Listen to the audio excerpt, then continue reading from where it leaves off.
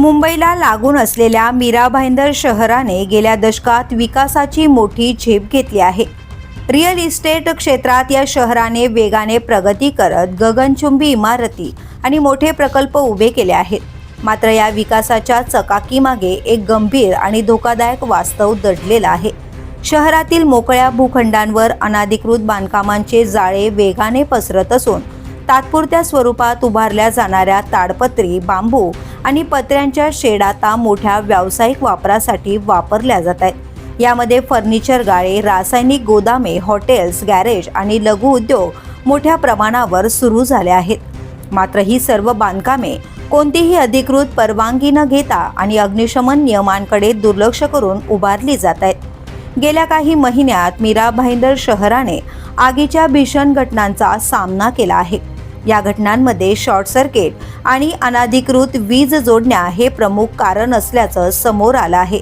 विशेषतः ज्वलनशील ताडपत्री आणि बांबूंच्या संरचनांमुळे आगीचा प्रसार अतिशय वेगाने होतो आहे, ज्यामुळे अग्निशमन दल पोहोचेपर्यंत मोठे नुकसान झालेले असते।